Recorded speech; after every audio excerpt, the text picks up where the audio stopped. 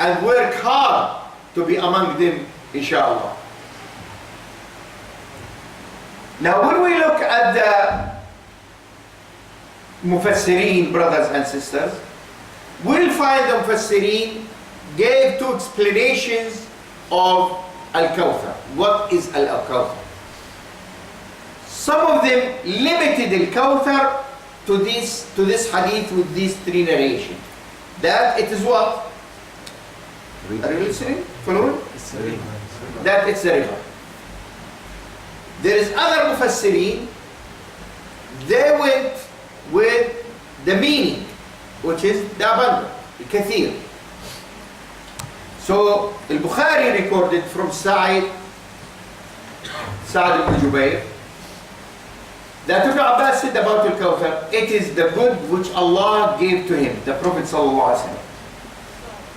So who's explaining that Al-Kawthar means the good? Who's explaining this now? Ibn Abbas. So what he said, listen, I might ask you later to see if you've been listening or not. So Ibn Abbas said, Al-Kawthar, it is the good which Allah gave to him. Now another Sahabi or Tabi, he asked, Abu Bishr said, I said to Sa'id ibn Jubayr, verily people are claiming that it is a river in paradise. So now Abu Bishr, one of the Tabi'een, said to Sa'id ibn Jubayr, Tabi'i, and who's the student of Ibn Abbas, I don't agree with you, because I heard from authentic hadiths that Al-Kawthar is a river in Jannah.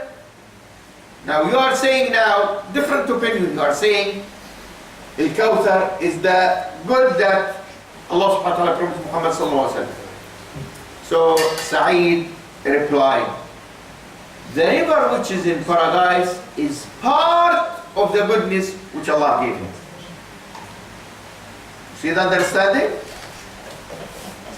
He didn't dispute the fact that Al-Kawthar is a river in Jannah, but he said this is only part, small part of the goodness that Allah subhanahu wa ta'ala promised Muhammad sallallahu alayhi wa sallam.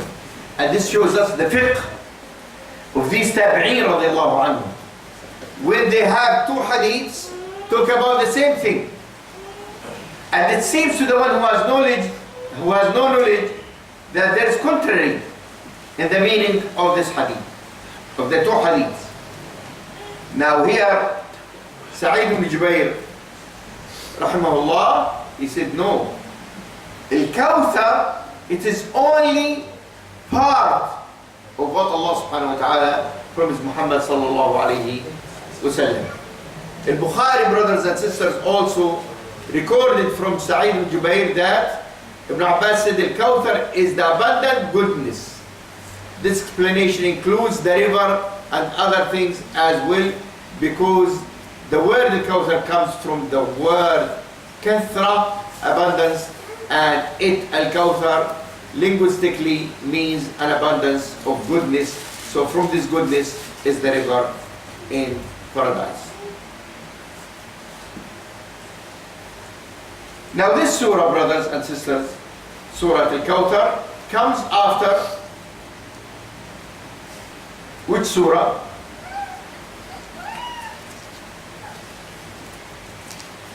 I'll talk to you. Huh? Surah? Kafirun. In the order of the Mus'haf. The surah comes after which surah? Al-Ma'un. And before Kafir. Because you are talking about how we teach the children. We teach the children Kafirun, then Al-Kawthar. We're talking about the order. Surah Al-Ma'un. You remember last week we spoke about Surah Al-Ma'un? Have we done this? Yeah, we did. Yes. Or we spoke about something else? No. Yeah. طيب أرأيت الذي يكذب بالدين. What they are doing? الذي يكذب بالدين. Can you remember? There are four things they are doing. pushing away the thing. Huh? So يدعو اليتيم. Pushing the yatim. ولا يحضوا على طعام مسكين. They don't give.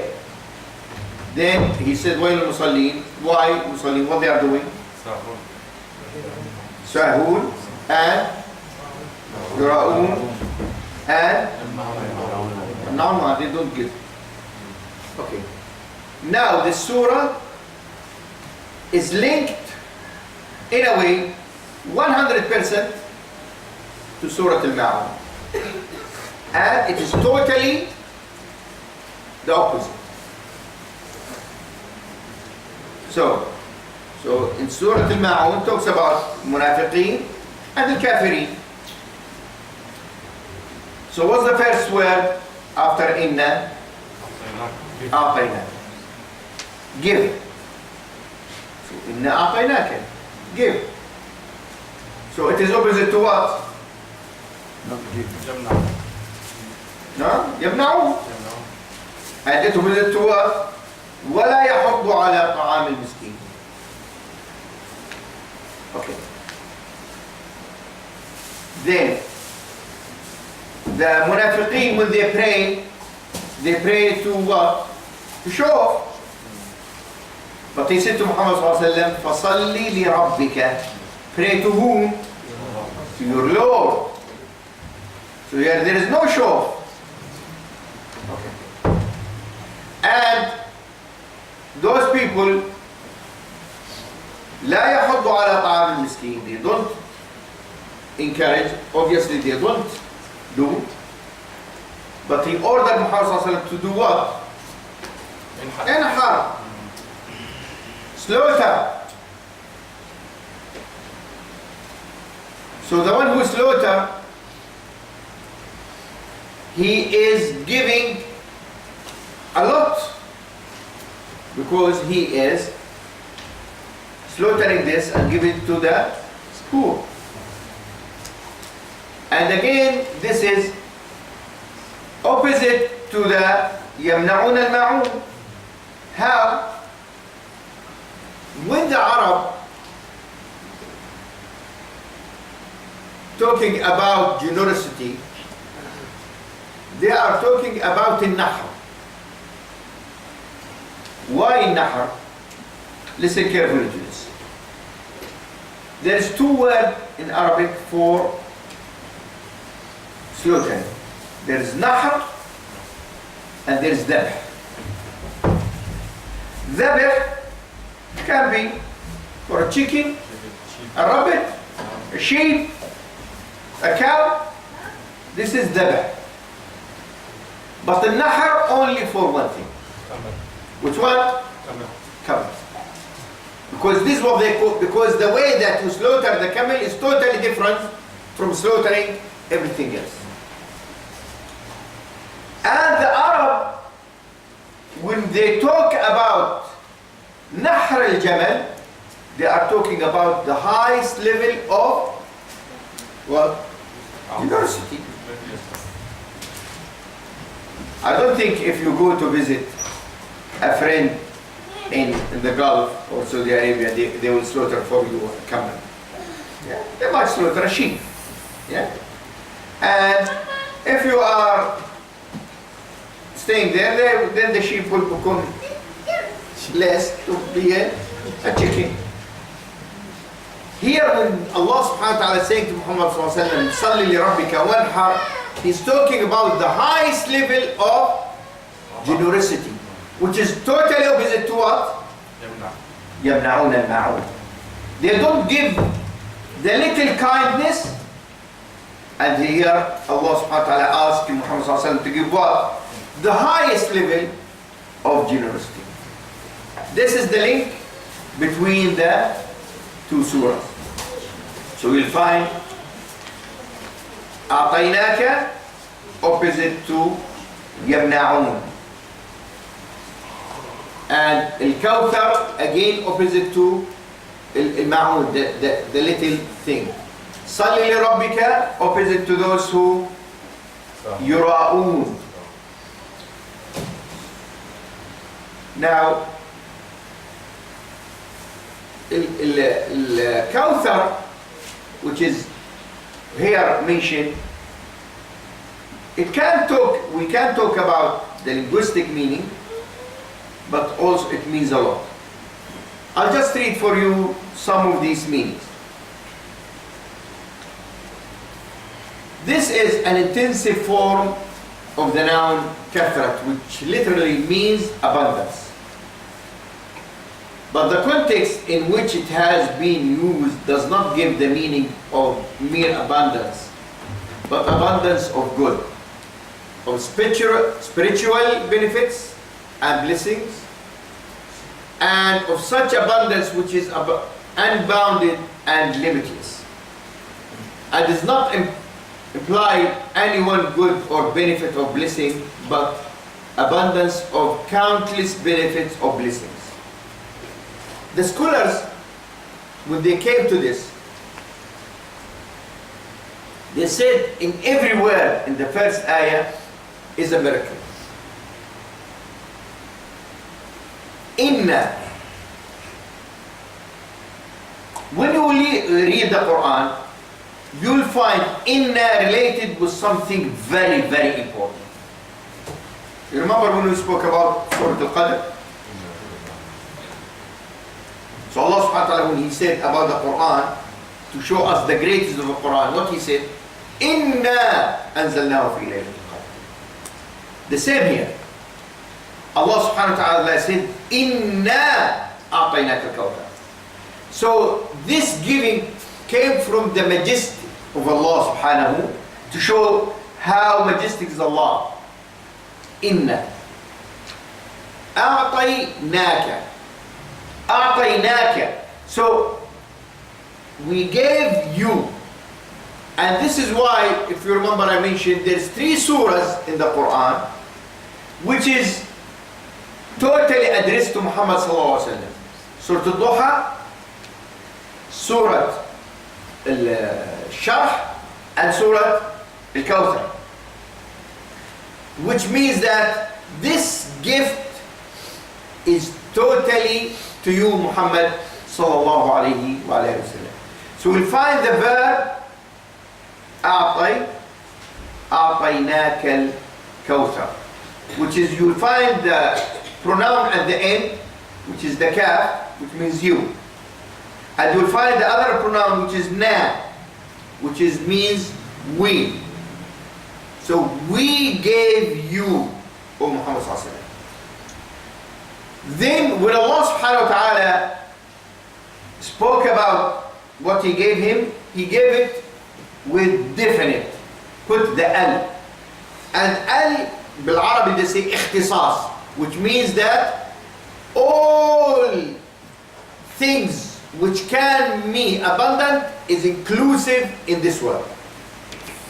Anything.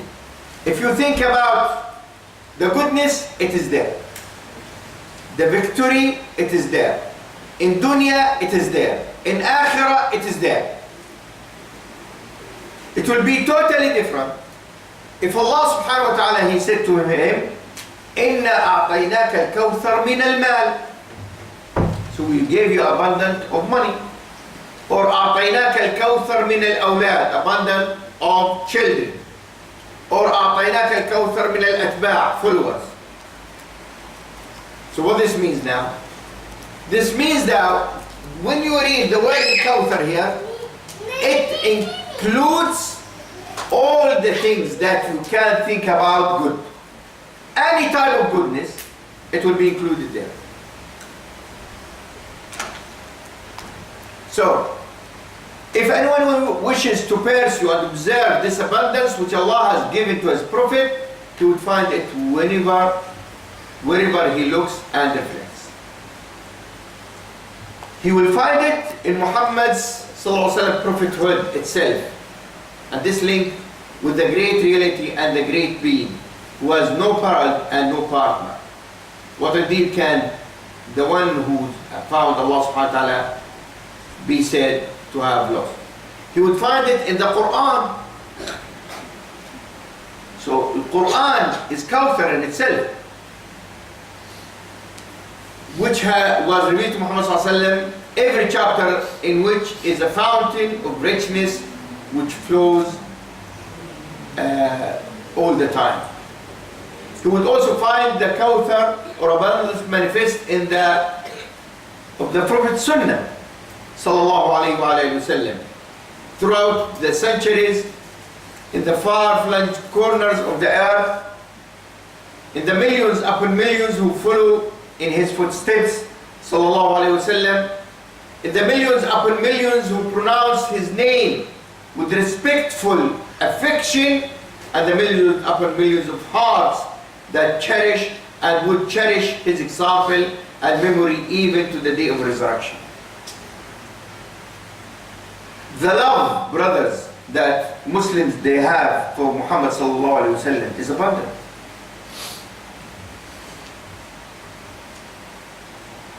Every one of us, he likes to go Hajj or Umrah or visit the Masjid of Prophet sallallahu alaihi wasallam. Why? Because of the love you have for Muhammad sallallahu alaihi wasallam. Now, the countless number of people who are following the Muhammad sallallahu alaihi wasallam and the countless amount of love that the people they have for the Prophet sallallahu alaihi wasallam, this is Kauthar in itself, which is we have it, we see it in every day. We'll find also Al-Kawthar or abundance manifest in the goodness and prosperity which have occurred to the human race as a result of his message. As Allah subhanahu wa ta'ala said, وَمَا أَرْسَلْنَاكَ إِلَّا رَحْمَةً لِلْعَالَمِينَ. So his message sallallahu alaihi wasallam is rahmah, and this is, we can see the abundance in that. And it reaches those who know and believe in him and those who do not. Even so, all those who believe in Muhammad sallallahu alaihi wasallam, they have some of the mercy that Muhammad sallallahu alaihi wasallam came with. And those who do not, also they still have the opportunity to know about Muhammad sallallahu alaihi wasallam. This. And this, indeed, brothers and sisters, is abundance, and it's absolute,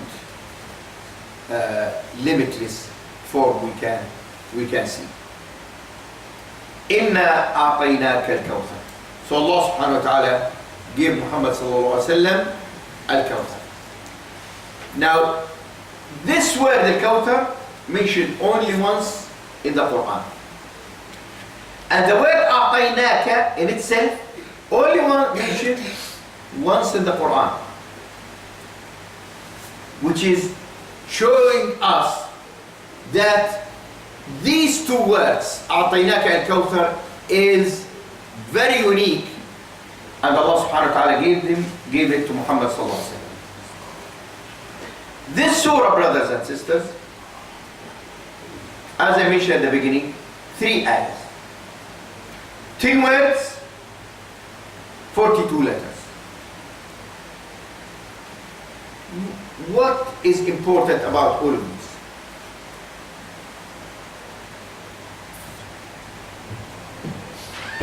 The Arabs, before Islam and after Islam, mainly, they have 2 types of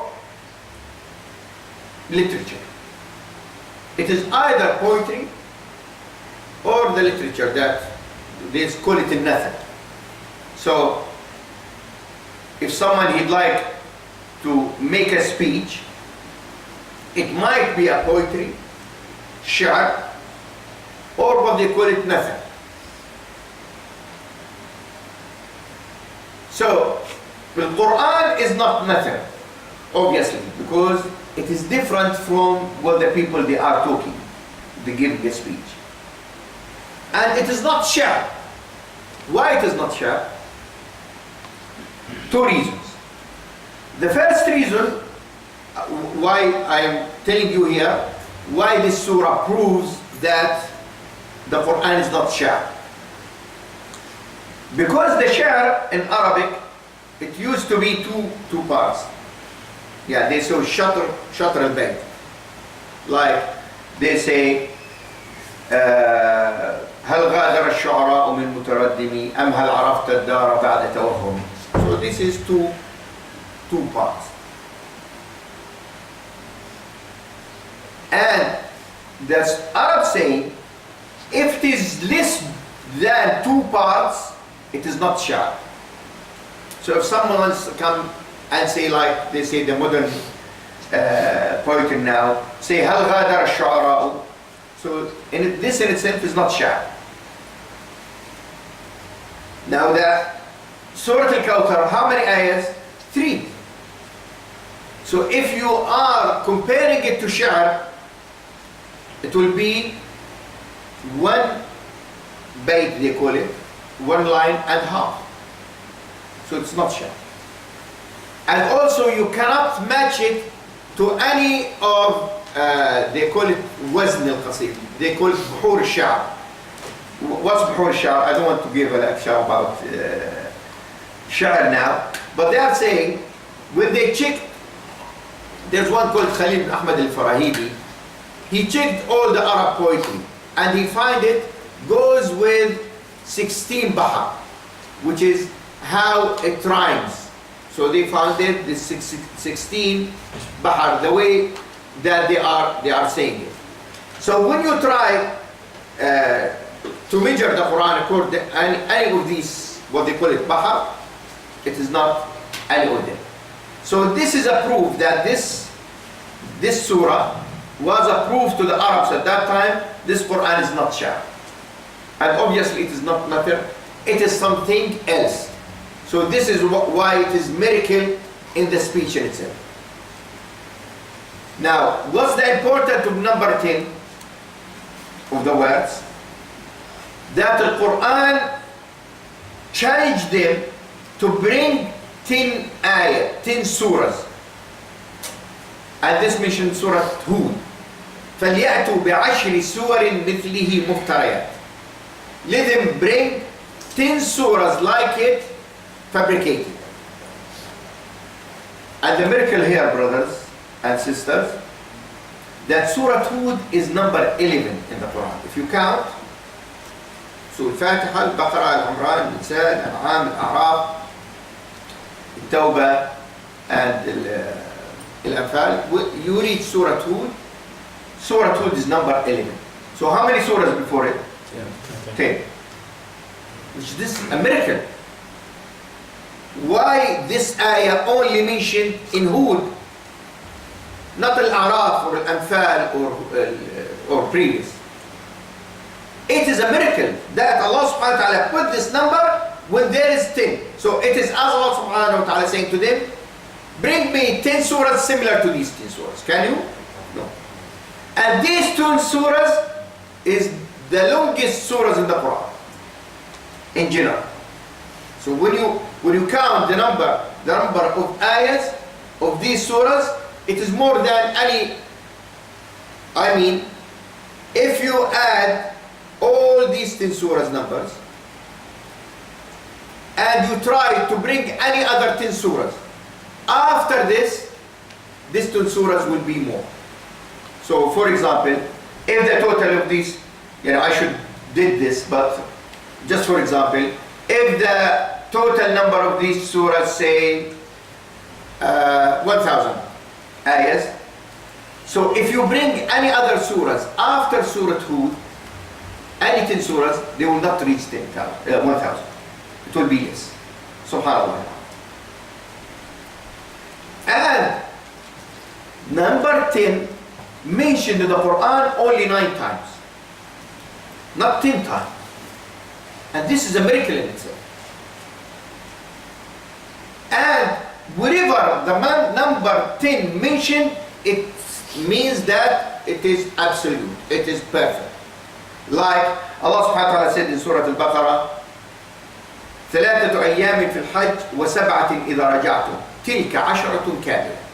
So those who have some problems in Hajj, they cannot perform certain actions and they cannot afford giving food or slaughtering. Then let them fast 7 days at Hajj and 3 days when they go home. This is absolutely complete 10. Subhanallah. So 10 in a way means complete. So, and there is the other ayahs which confirm this fact that it is Ashr, like wal fajri wa layalin Ashr. And Ashr here it means the 10 days of the Hijjah, which is the most honorable days in the year. So number 10 in the Quran reflects completion, perfection.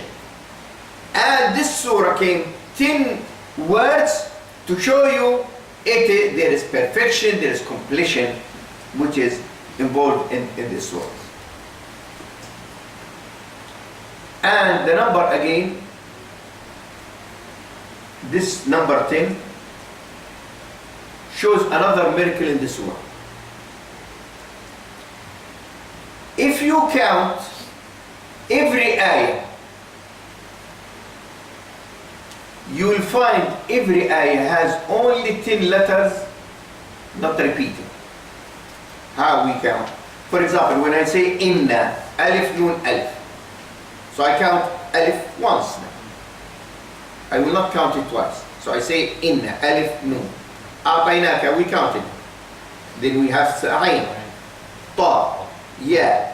The nun, we will not count it again. Then the kaf again will not count it. So when you put these, you'll find it only 10. Huh? Then you go فَصَلِّ لِرَبِّكَ وَانْحَرْ. You count them. Fa, Sad, Lam. لِرَبِّكَ, you will not count the Lam. Ra, Ba. Again you will count it. You will find it only 10. إِنَّ شَانِئَكَ هُوَ الْأَبْتَرُ. You count it again. You will find it again 10.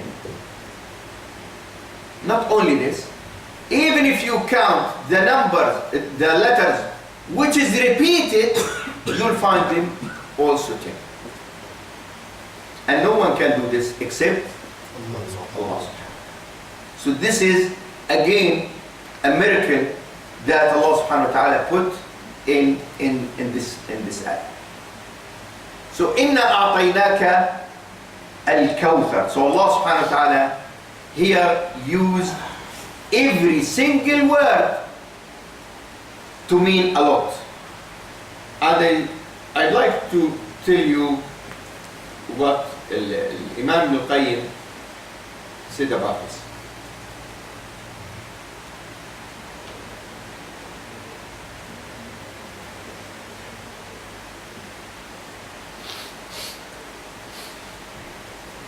Imam Ibn Qayyim said, when you go through this surah, you'll find, and also Shaykh al-Islam bin Taymiyyah, he spoke about this.